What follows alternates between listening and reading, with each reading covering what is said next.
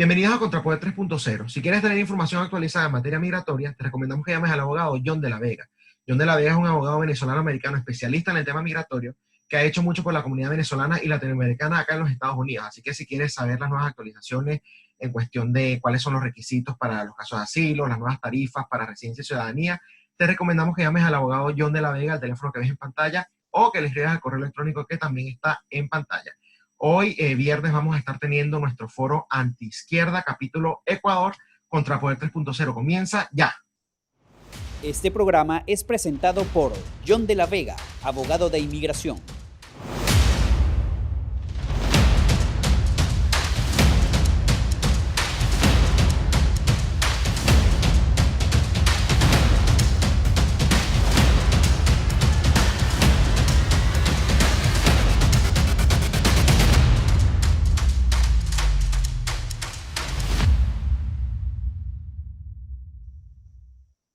Bienvenidos a Contrapoder 3.0 con José Colina y Esteban Hernández. Hoy José Colina no nos va a estar acompañando, sin embargo, vamos a estar muy bien acompañados hablando en este foro Antiizquierda capítulo Ecuador. Para conversar sobre este tema tenemos a Andrés Díaz, él es el fundador y director de Libertarios, y tenemos a Mamela Fiallo Flor, quien es columnista del Pan Am Post. Bienvenido Andrés, bienvenida Mamela, ¿cómo están? Muchísimas gracias, Esteban. Un placer estar de nuevo aquí en el programa. Y qué mejor acompañado que la gran luchadora de la libertad de nuestro país, Mamela Fiallo. Mamela, ¿cómo estás? Bienvenida. Quítate, estás en mute ahorita, quítate el mute, no te podemos escuchar. Presiona ahí el micrófono. Ahí, perfecto. Dije, muchas gracias, feliz de estar en casa y gracias por su cariño a ambos. No, para nada, el placer y el honor es todo nuestro. Y bueno, justamente para empezar con este foro, un poco de que nos den un diagnóstico. Los dos son personas de medio, como dije, Andrés con el tema de libertarios y Mamela Fiallo escribe para el Pan Am Post.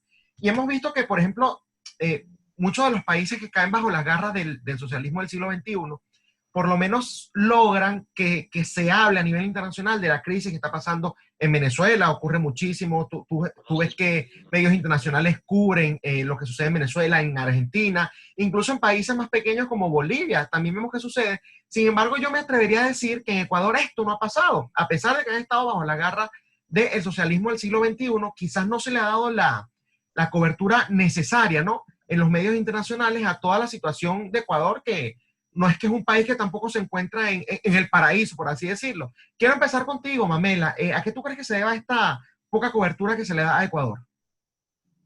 Bueno, es un país pequeño para comenzar. Dentro de todo, estamos tranquilos. Igual es interesante, yo desde medios he visto, yo siempre tengo un lema: cuando se sabe demasiado de un país, hay que preocuparse tanto como cuando no se sabe lo suficiente. En el tema, por ejemplo, pandemia del coronavirus, era el escándalo, todo era Ecuador, y de repente silencio. Entonces, realmente siempre hay que ser escépticos cuando algo se sabe de más o muy poco. Y sí, o sea, realmente se usa como insulto República Bananera, y para nosotros es un orgullo que la banana es nuestro mayor producto de exportación. Entonces, realmente es tragicómico como algo que puede ser ofensa para nosotros es orgullo. Como dice el refrán, la basura de uno es el tesoro de otro. Entonces, ya partiendo de esa premisa, dice mucho sobre nuestra poca inserción en la economía mundial, y como no repercute, tampoco llama demasiado la atención. Creo que puede influir eso en parte. Tú, Andrés, compartes ese punto de vista. ¿Quieres agregarle más a esa, digamos, falta de difusión de lo que sucede dentro de Ecuador? Adhiero, comparto las palabras de Mamela. Ya hay que tener algo muy en claro.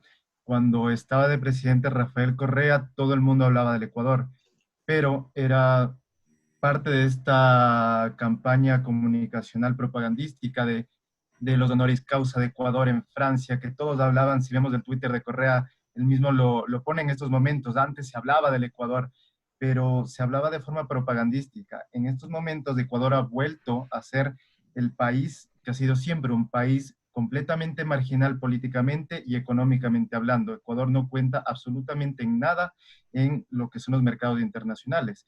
Y esa es la realidad, esa es la pura realidad. Si el día de mañana Ecuador desaparece de la faz de la tierra, más allá de las Galápagos no es que o de la mitad del mundo, no es que se logre un poquito hablar de Ecuador o se podría tener como que carencia sentimental sobre Ecuador. Y el punto es principalmente, que los políticos ecuatorianos se han encargado de eso precisamente. El Ecuador no pinta nada en la arena internacional porque somos un país completamente hermético. Más allá de la propaganda que se le hizo, nuestro país continúa siendo hermético y ese es el principal problema. Bueno, eso es bastante importante que lo discutamos porque lo que dice Mamela, no se puede, si se habla mucho, no son cosas buenas tampoco, pero si se habla muy poco, tampoco es bueno, y sobre todo siendo un país latinoamericano que está siempre bajo la amenaza constante, como todos los países de Latinoamérica, de las garras del socialismo del siglo XXI, que la única diferencia con el socialismo anterior es el siglo, creo yo, ¿no? También hablamos un poco sobre las alternativas políticas que existen en el Ecuador, porque hemos visto que, por ejemplo, el presidente actual, sí, quizás ha cambiado algunas cosas, pero él ganó fue con el aval del presidente anterior, de Rafael Correa. Entonces, realmente, el ciudadano que se sienta descontento o que no quiera venezolanizar a Ecuador, por así decirlo, puede conseguir otras alternativas políticas, puede conseguir alternativas desde todos los ámbitos, en la política, en la academia, en la educación, en donde realmente se puedan ellos cubrir y organizarse, o Ecuador también, al igual que muchos países de Latinoamérica, está huérfano, por decirlo así, de liderazgo. Mamela. Bueno, es bastante complejo. Recién se presentaron los candidatos presidenciales y están entre 18 y 19 candidatos, algo realmente insólito. O sea, yo creo que es sano ser más allá del bipartidismo, por ejemplo, como pasa en Estados Unidos, que es lo uno o lo otro y no hay representatividad de los terceros, los independientes y demás. Pero realmente lo que es izquierda y derecha, tristemente en Ecuador es súper difuso. Es muy difícil de ver a quién, y yo creo que toca al final más votar por valores que otra cosa. Y como tú bien mencionaste, el que es ahora presidente fue vicepresidente de Rafael Correa, era su misma línea, simplemente un poquito, bueno, algo que yo sí rescato de ese gobierno es que no jugó la división social pese a lo que dirán muchos. Y lo más gracioso, tragicómicamente, es que quienes más enfrentan al gobierno hoy son quienes lo pusieron en el poder. Porque para nosotros la elección no fue legítima. De hecho, una gran parlamentaria, Mae Montaño, decía, es que si nos dormimos nos va a pasar como en Venezuela. O sea, hubo muchas irregularidades en las elecciones. No sé si lo suficiente para decir que hubo fraude, pero creo que podríamos decir que es altamente posible. Y ahora tenemos que falló el candidato, pero lo que falló fue la idea. Y hay una gran diferencia, que es lo que pasó con Venezuela. Lo mismo que pasó con Correa, había un boom petrolero, había barril de petróleo más arriba de $200. Y ahora tenemos, además de la pandemia mundial, el precio bajísimo del petróleo y esa realidad que tanto se dice República Bananera, pero más se debería decir economías monodependientes, porque realmente no diversifican y no permiten el crecimiento económico en otros rubros. Entonces realmente ese es nuestro problema y el mayor daño que causó el socialismo del siglo XXI fue removerle al ecuatoriano su dignidad y volverle dependiente al Estado. Entonces, esa fue una ruptura social, familiar, política y económica total, que por ejemplo ahora en la pandemia la gente está esperando a ver qué le dan, porque realmente es muy difícil salir adelante, más en las zonas rurales, donde la gente es de empuje, ¿no? Del campo, que es donde se cosecha. Pero es, bueno, ¿cuándo me vendrá lo mío? Y eso es, o ni siquiera me mandó los uniformes, he escuchado decir adolescentes, creer que le deben algo. Y eso es lo más mezquino que existe. Y realmente, bueno, ahora en cuanto a si hay candidatos, hay alternativas, pero incluso lo que vendría a ser la centro-derecha ecuatoriana, han habido rupturas, lo que fue la causa Provida, por ejemplo, en el partido de Lazo, que fue el que casi gana las elecciones, quedaron por fuera los Provida. Y él, que era, ¿no?, lo más a la derecha, tuvieron que salir del partido y ahora uno de sus ex miembros está candidato a la presidencia.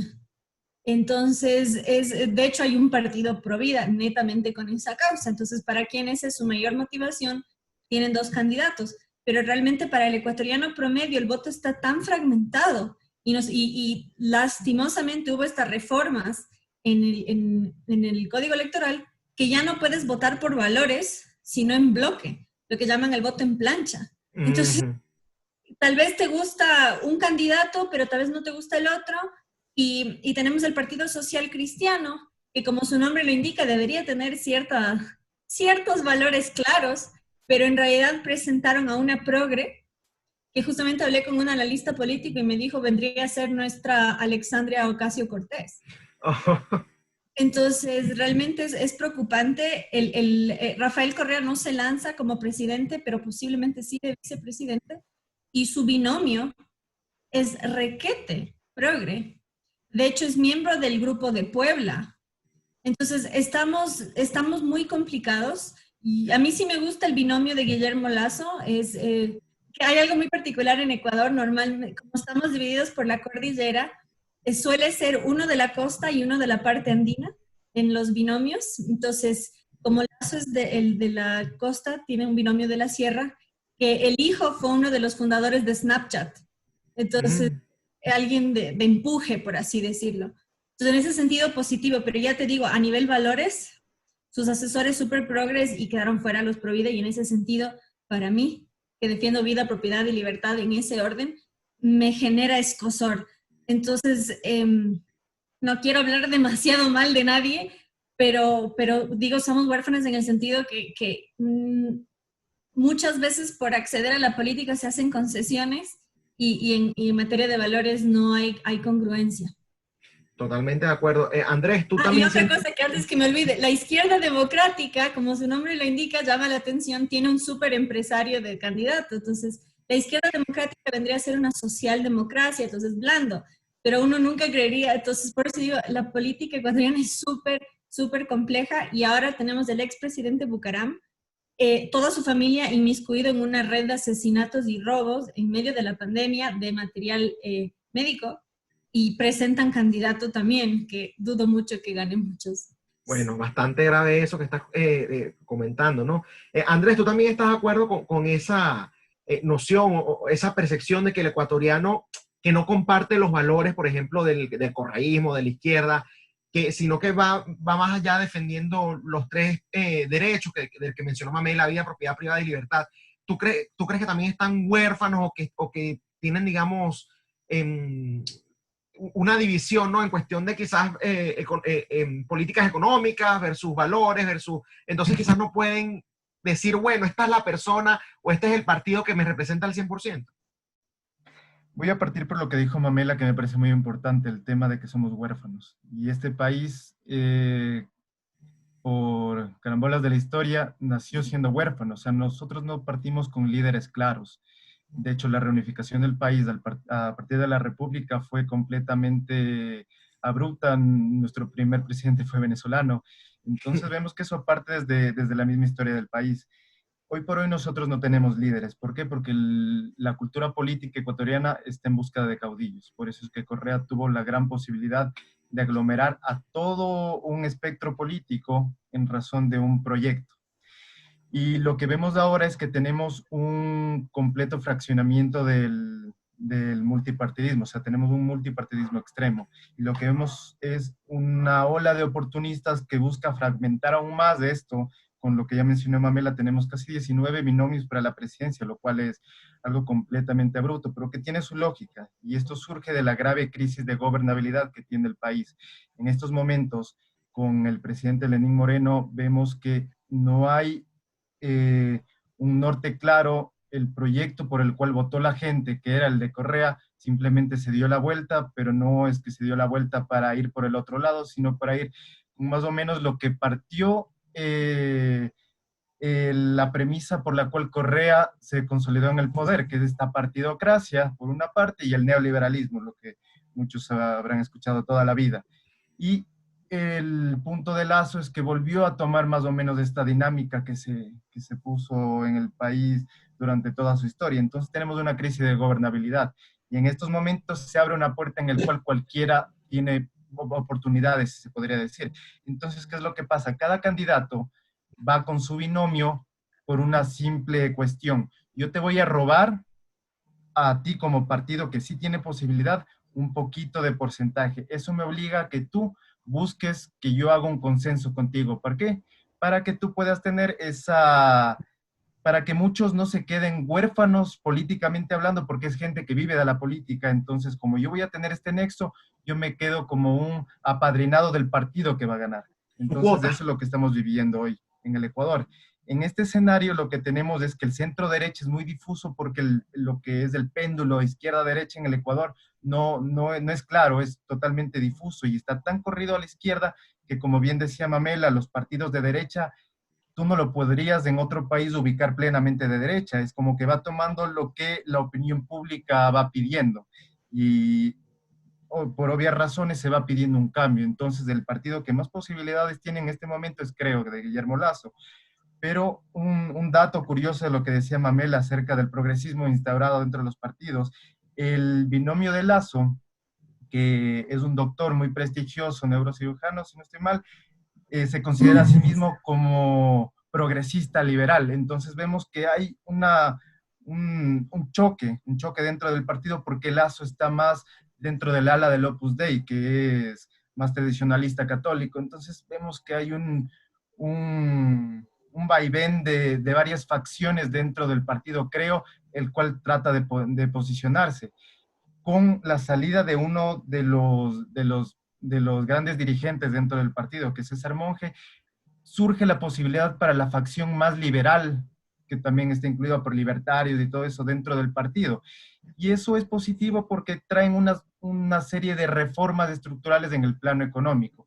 Pero en lo que basa de principios, como lo que hablaba Mamela, se ve que es muy escaso. En parte del Partido Social Cristiano vemos que trata de tomar la posición de este partido de la izquierda democrática que hablaba antes Mamela, que es un partido de centro, y ese espacio que deja el centro se lo quiere tomar el Partido Social Cristiano, y por eso pone esta candidata, Cristina Reyes, que no sé si sea totalmente posicionada como lo que podría ser Ocasio Cortés, pero ella habla... Sí, es un poco fuerte la analogía. Ajá, exacto, es un poco fuerte, pero sí habla más o menos de algún espectro del capitalismo, algo liberal, pero también en ese sentido progresista. Entonces tenemos toda esta amalgama que trata de copar espacios para poder posicionarse. Y lo que tenemos es algo muy, muy grave. ¿Por qué? Porque Correa lo que hizo es este juego del amigo-enemigo, fraccionar, no polarizar, fraccionar totalmente a la población.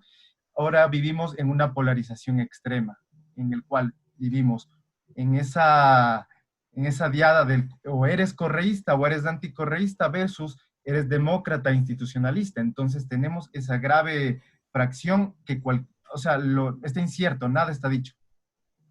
Sí, bastante interesante. Fíjate lo importante, ¿no? De conocer la realidad de otros países, porque yo conozco superficialmente las cosas que suceden en Ecuador, pero no a ese punto. La cantidad de candidatos que tienen, y bueno, con todas esas características que me están hablando. Andrés, para continuar contigo un poco, existen organizaciones, además de esos partidos tradicionales que tienen ahorita candidatos a la presidencia, hay organizaciones emergentes que promuevan o que no caigan en esas contradicciones que están cayendo estos partidos. ¿Tú conoces algún líder que quizás no es tan conocido, algún movimiento que quizás no es tan conocido, pero que vaya hacia allá y que no tenga hasta ahora esas contradicciones que existen en los partidos tradicionales? Hay ciertos líderes sociales, pero principalmente en la izquierda. En el Ecuador, lo que tenemos y lo que hemos tenido durante muchísimo tiempo es de esa centro derecha desorganizada y una derecha inexistente, una derecha como tal, podremos decirlo en el aspecto Vox, eso no existe en el Ecuador. Y si es que existe, son resquicios que no logran organizarse. Pero esa centro derecha, llamémosle torpe, no ha logrado consolidarse como tal, por tanto no ha logrado tener ciertos líderes que salgan más allá de este aspecto de los think tanks y de las convenciones en las cuales los unos están palmadas en la espalda con los otros. No tenemos líderes claros de los cuales poder formar algo, lo que sería como ese liberalismo popular thatcheriano, que sería lo que necesitaríamos para poder tener una oportunidad dentro del fragmentado espectro político ecuatoriano. ¿Tú conoces, Mamela, algún movimiento, algún líder emergente que quizás no sea tan conocido, o estás de acuerdo con Andrés en que, bueno, quizás existen algunas expresiones individuales, pero muy desorganizadas? Bueno, en realidad sí, yo soy parte del movimiento libre, soy portavoz. Es un movimiento incipiente y que con el tema de la cuarentena quedó un poco en pausa, pero en Ecuador fuimos del país donde empezaron las brisas bolivarianas en octubre del año pasado, con el indigenismo, lo que vendría a ser Black Lives Matter en Estados Unidos, en Ecuador y en Chile se vivió mediante el indigenismo, en Colombia fue un poco más sui generis, y de hecho de ahí deriva un candidato, que es el único que no tiene binomio, porque no le quiso acompañar su co-candidata. Pero bueno, en el movimiento libre hay también, como en todo movimiento, porque se hace alianzas, entonces hay tradicionalistas, hay conservadores, que no es lo mismo. Entonces hay liberales, libertarios, pero justamente hay estos choques. Entonces es complejo, pero sí, o sea, uno de nuestros miembros es parlamentario. Tristemente el Ecuador no tiene un congreso porque se incendió. Entonces tenemos una asamblea, como todos los países que pasaron por el socialismo del siglo XXI, nuestros congresos van a ser asambleas, para quien no sepa, Soviet significa asamblea, y también fue el cuerpo organizativo de la Revolución Francesa. Entonces, la palabra tiene un peso muy importante y tristemente nosotros hemos visto esa realidad, lo mismo Venezuela, lo mismo Cuba, lo mismo Bolivia, y hay que realmente poner énfasis en eso. Así que estamos en eso, decidimos no presentar candidatos, aunque ya uno de los nuestros forma parte. Algunos se distanciaron o así, o entraron en un partido o en otro, pero estamos más desde el aspecto cultural. Yo, por ejemplo, estoy en esa parte de formación de jóvenes y tal, pero realmente ¿qué es lo que nos pasa? Tenemos un presidente que se llama Lenin, el primer líder de la Unión Soviética. Entonces, claramente el problema del Ecuador no es de ahora, es de antes. De hecho, bueno, en Venezuela tienen un asambleísta, Stalin, ¿no? Stalin, sí. Que es su segundo nombre, por cierto, pero le gusta usarlo como primero. Y realmente eso nos dice mucho de lo mal que estamos a nivel educativo. Yo creo que si hay gente valiosa dentro de las candidaturas, lo que veo es que hay estas inconsistencias entre lo que dicen, lo que hacen, en si sus valores van de acuerdo a su protocolo, y en eso muchas de las reformas a nivel electorales que se hicieron nos juegan en contra. Así que veremos qué pasa un poquito más adelante, como dice Andrés, que pueden haber estas coaliciones y estas ventas de favores. Sí, también es importante, fíjate algo, desde tu perspectiva que estás diciendo que trabajas sobre todo desde el ámbito cultural, ¿no? Y la izquierda, una de las cosas que siempre ha hecho es atacar o reclutar, mejor dicho, ¿no? A las nuevas generaciones. En ese ámbito cultural del cual tú estás diciendo que estás trabajando allá en Ecuador, ¿tú sientes que ha habido receptividad por parte de los jóvenes? ¿Tú sientes que los jóvenes, quizás no la mayoría, pero una parte importante, tú sientes que sí están abrazando esas nuevas ideas o en su mayoría siguen siendo de izquierda? Es difícil hablar de mayorías, pero claramente sí es difícil. Sí hay gente que llega, sobre todo en el ámbito universitario, pero yo creo que nosotros desde la academia estamos lentos en captar al campo, porque el campo es la parte productiva de la sociedad. Y en eso vuelvo a invocar a Mae Montaño, la parlamentaria. Ella decía, ella es una mujer negra que vino de la peor pobreza, hija de madre soltera. Decía, a mi casa no llegaba ni el alcantarillado ni el pavimento, pero llegaba a la izquierda. Entonces, realmente llegar en toda la esencia de la palabra, pero hay una realidad también, como nosotros somos gente que trabaja y se gana el pan, no tenemos el tiempo de sobra ni el financiamiento que tiene la izquierda. Y no sabemos manejar el tema empatía como ellos sí lo manejan, porque en eso las estructuras cerebrales van muy afín a los pensamientos. La guía de la izquierda es la empatía, la guía de la derecha es la razón. Entonces nosotros tenemos toda la lógica, toda la evidencia, pero nos falta carisma. En cambio, ellos te seducen, te dicen, pero si yo quiero lo mejor para ti. El tema es que vas a entregar tu libertad y tal vez mueras de hambre en el camino. Pero no importa, porque es como el marido golpeador, ¿no? Pero es que yo te quiero, mi amor. Bueno, pero me duele, pero ay, perdóname. Entonces, realmente es esa dinámica literal.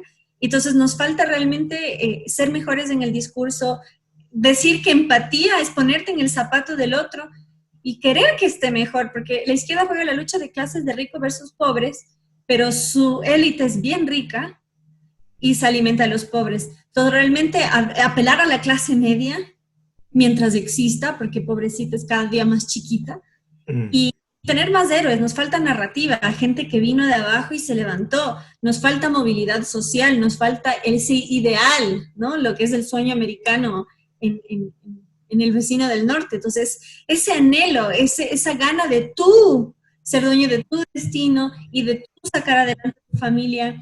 Entonces, bueno, y eso, por ejemplo, en Ecuador tenemos tristemente la Corte Constitucional que se abroga potestades que no le corresponden y pasan por encima de la Constitución, por encima de la Asamblea. Y realmente en Ecuador, por ejemplo, en el 2018 se anuló la patria potestad. El Estado se declara salvador externo en materia de educación sexual.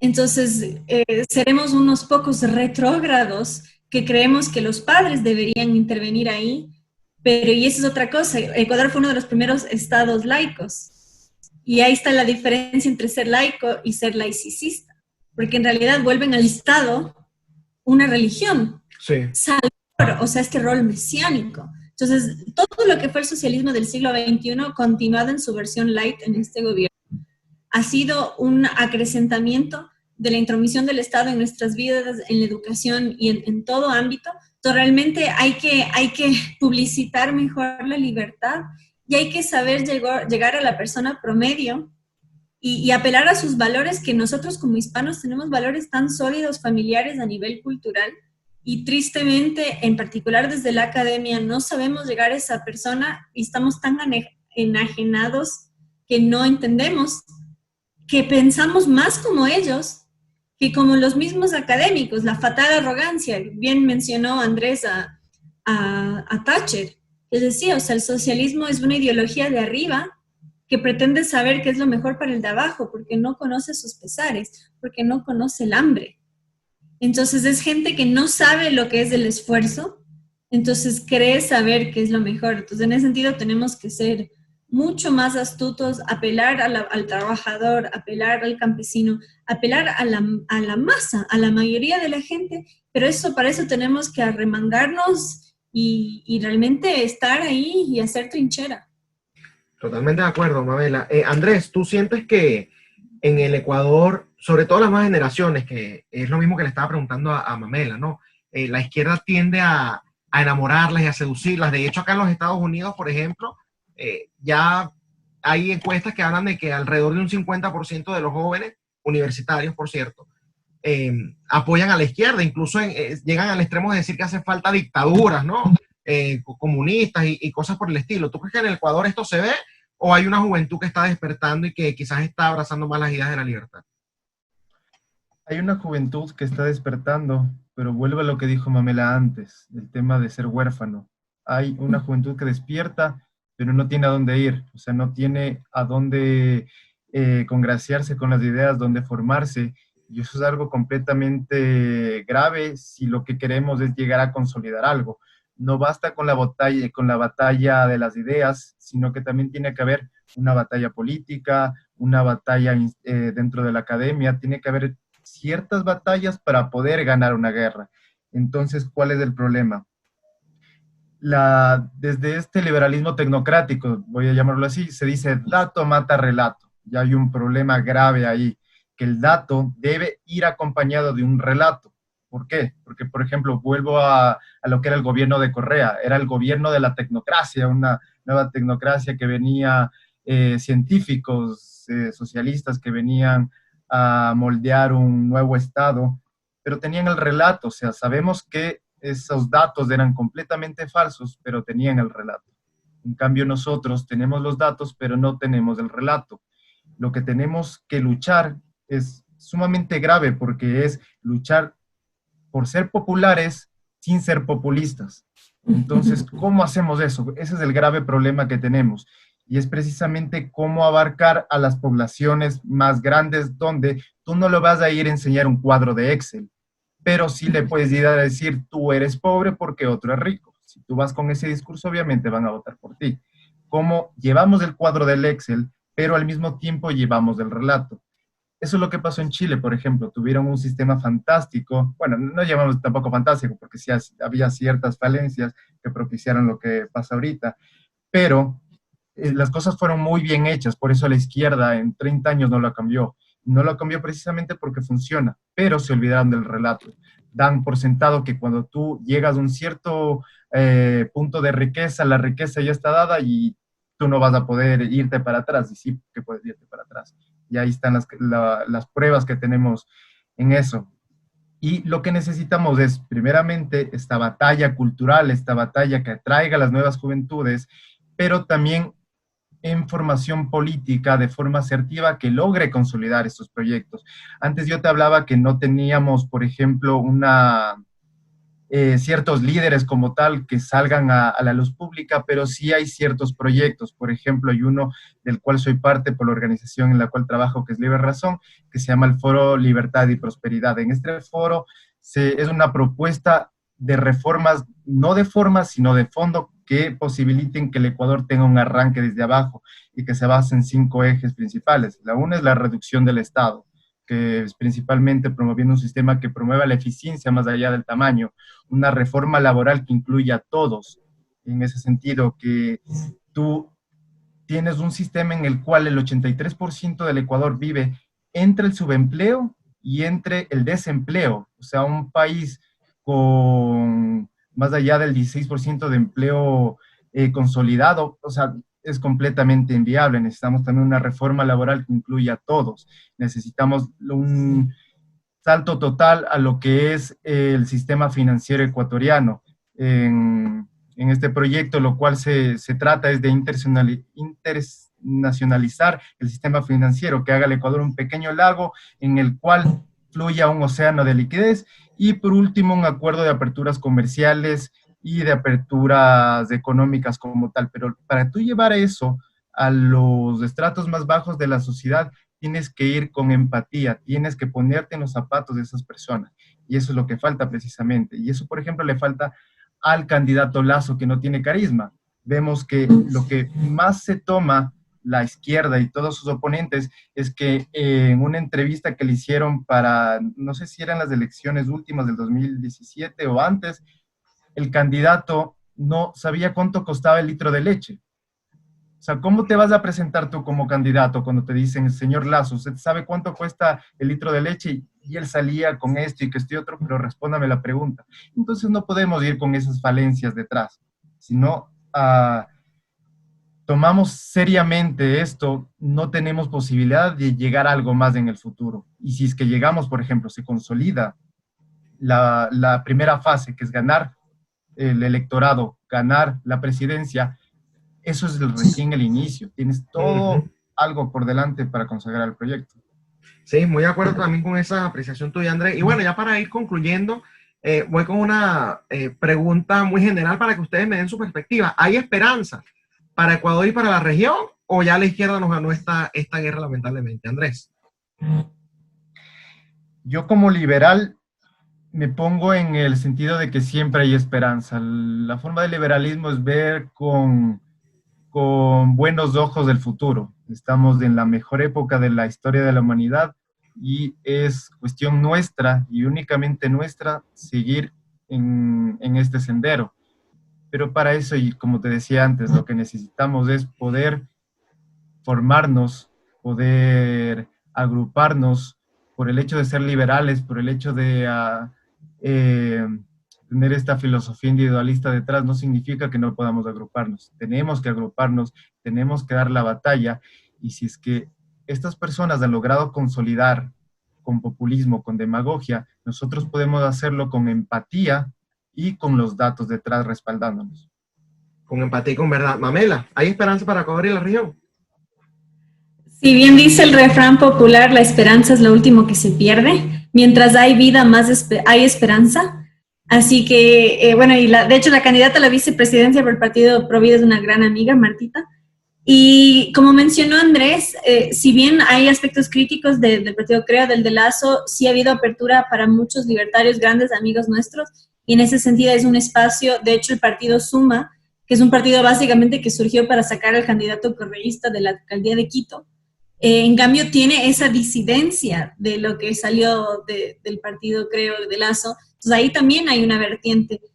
Y hay que ver si luego se agrupan, se ponen de acuerdo o algo.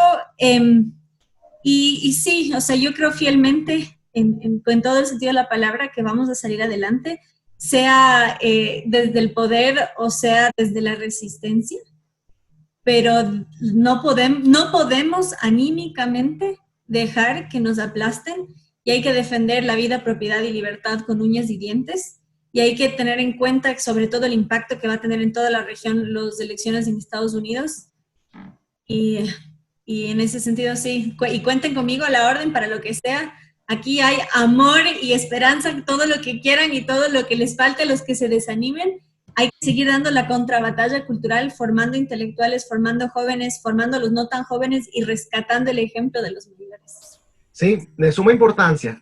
Hay varios aspectos, y esto para un poco completar lo que ustedes han dicho, que quizás no hemos tomado en cuenta. En la academia tenemos nuestras falencias, sin embargo, ahí sí nos hemos enfocado mucho. No llegamos a los sectores populares, por llamarlos así, en los mismos medios de comunicación. Muy pocos de los medios de comunicación tradicionales nos dan voces a nosotros, ¿no? Sino por el contrario, manipulan o cuentan el relato, como dice Andrés, de una falsedad, pero cuentan un relato para que la gente se lo crea como la izquierda quiere que se lo crea. Entonces, bueno, en los medios de comunicación, en la academia, en la política y en todos los ámbitos tenemos que darle frente a la izquierda, y estoy de acuerdo con ustedes dos, la esperanza es lo último que se pierde. De verdad, muchísimas gracias por habernos acompañado hoy en Contrapoder 3.0, en este foro antiizquierda capítulo Ecuador. Andrés y Mamela, muchas gracias. A la orden. Gracias a ti. Esto ha sido todo por hoy en Contrapoder 3.0, el programa de la derecha en Factores de Poder, que definitivamente es el canal de la información. Nos vemos el lunes. Chao. Este programa fue presentado por John de la Vega, abogado de inmigración.